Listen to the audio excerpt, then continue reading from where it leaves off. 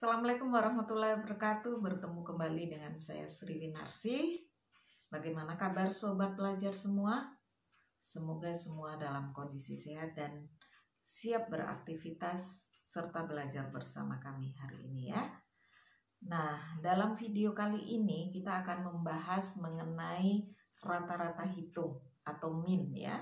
Tapi khusus hari ini hanya kita akan membahas data berkelompok. Dalam kehidupan sehari-hari, sebetulnya kita sudah sering kali menggunakan rata-rata hitung ya. Namun kita kadang tidak menyadarinya bahwa itu sebetulnya adalah penerapan dari rata-rata hitung itu sendiri ya. Misalkan sebagai contoh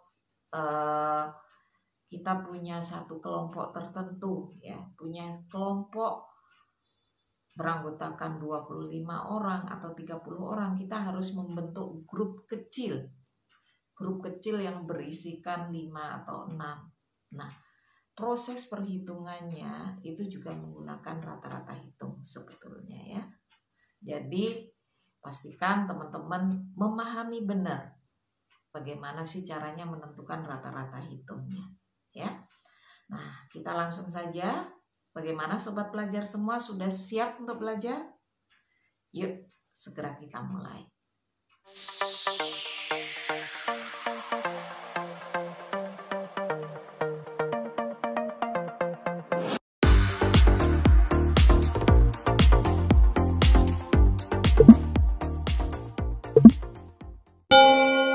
Dalam video kali ini kita akan membahas tentang min atau rata-rata hitung, namun khusus data berkelompok ya.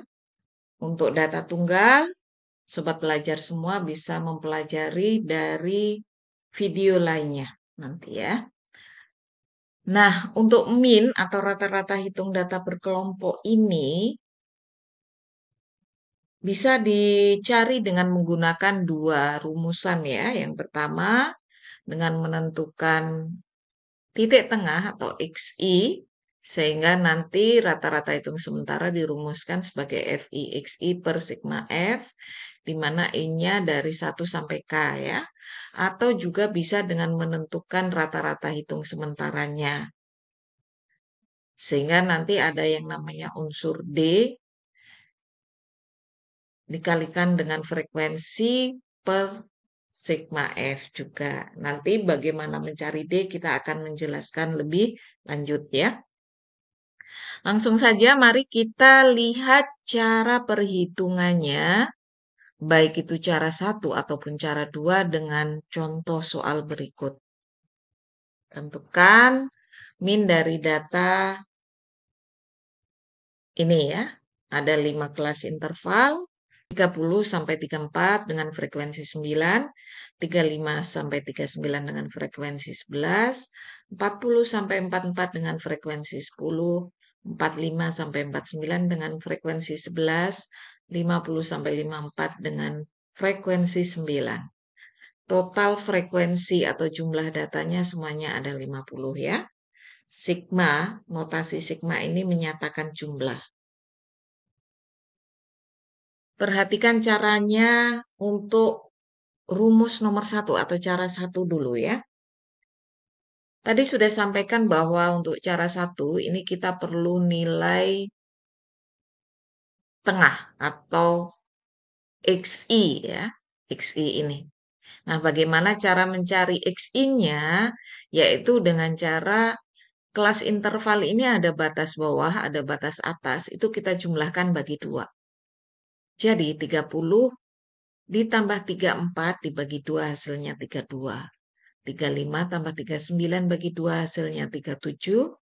40 tambah 44 hasilnya 42. 45 tambah 49 hasilnya 47. 50 tambah 54 hasilnya 52. Itu salah satu cara untuk mencari titik tengah. Cara kedua, masing-masing kelas interval pastinya panjang kelasnya sama ya. Antara 30 sampai 34, 35 sampai 39 dan seterusnya panjang kelasnya sama. Yaitu 5 ya. 30, 31, 32, 33, 34. Nah, kita cukup mencari titik tengah pada kelas interval pertama, yaitu 32. Setelah itu masing-masing kita tambahkan 5. Jadi 32 tambah 5, 37 tambah 5, 42 tambah 5, 47, dan 47 tambah 5 adalah 52. Itu cara kedua untuk menentukan titik tengah di masing-masing kelas interval. Setelah itu dikalikan antara frekuensi dengan titik tengahnya. Ya, masing-masing dikalikan. 9 kali 32 itu 288, 11 kali 37 407, 10 4 kali 42 420, 11 kali 47 517, dan yang terakhir 9 kali 52 adalah 468. Total hasil FXI ini adalah 2100. Nah, setelah ketemu semua tabel ini terisi, langkah selanjutnya kita tinggal memasukkan ke rumusnya. Tadi rumusnya adalah sigma FIXI dibagi sigma F. Maka kita tinggal menuliskan ini sigma FIXI ya, dari sini ke sini. Kemudian dibagi dengan sigma F-nya adalah 50. Sehingga hasilnya adalah 42. Nah, dalam proses pengerjaannya memang cara satu ini lebih simpel ya. Hanya mencari XI kemudian mengalihkan dengan frekuensi. Tapi dalam proses perhitungannya ini sedikit memakan waktu. Karena kita tidak serta-merta langsung tahu hasilnya ya. Perlu menghitung terlebih dahulu. Nah, teman-teman bisa perhatikan 9 kali 32, 11 kali 37, dan seterusnya. Dan ini juga perlu skill untuk perhitungan basic matematika itu sendiri ya.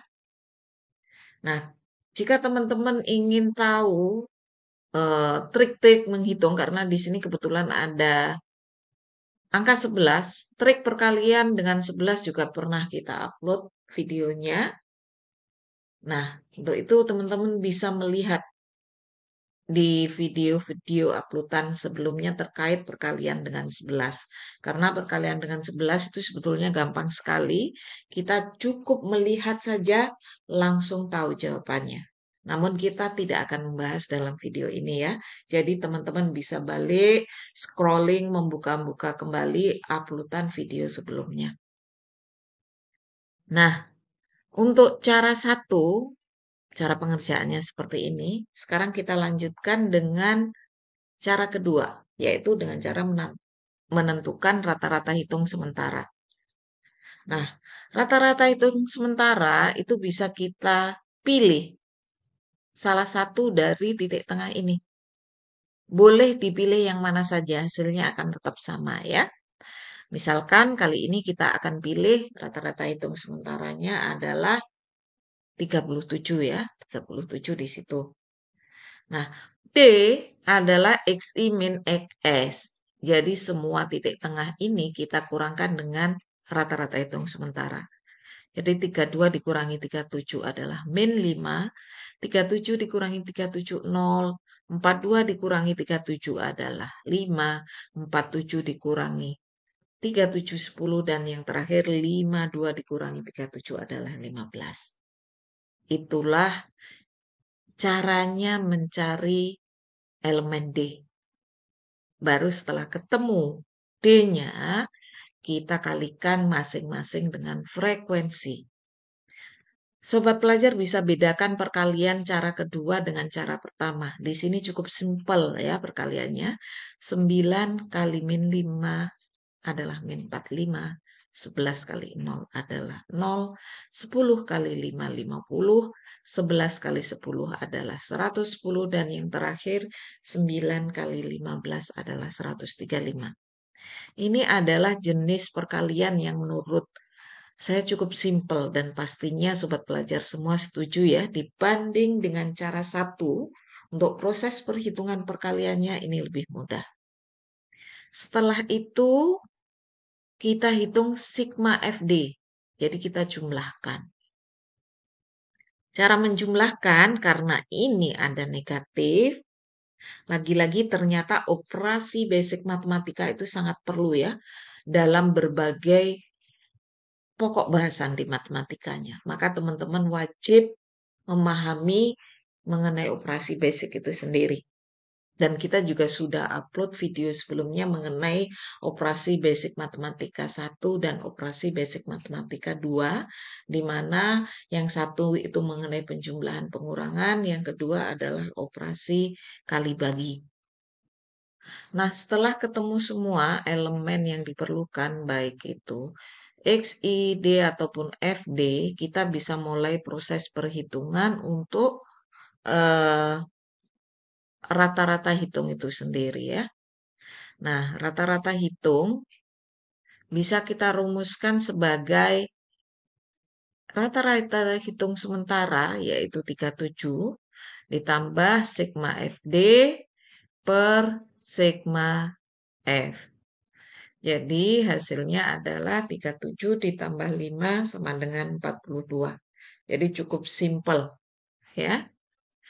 Nah, dari dua cara ini sebetulnya terserah mau dipakai yang mana, karena keduanya akan menghasilkan jawaban yang sama atau hasil yang sama. Tergantung bagaimana teman-teman proses perhitungannya, pilih mau yang mekanismenya simple tapi perhitungannya agak memakan waktu, atau yang caranya agak sedikit panjang tapi proses perhitungannya lebih cepat. Nah, demikian tadi penjelasan mengenai rata-rata hitung data berkelompok. Semoga semua penjelasan yang kita berikan bisa teman-teman pahami. Jika nanti ada pertanyaan atau masukan terkait video pembelajaran kali ini, silahkan menuliskan di kolom komentar ya. Dan jika video ini bisa membantu teman-teman dalam pemahaman perhitungan rata-rata hitung, silahkan di-share ke keluarga atau teman sehingga mereka juga mendapatkan benefit yang sama. Jangan lupa subscribe sehingga tidak ketinggalan uploadan video berikutnya. Ingatlah bahwa matematika itu mudah. Saya Sri Winarsi. Wassalamualaikum warahmatullahi wabarakatuh.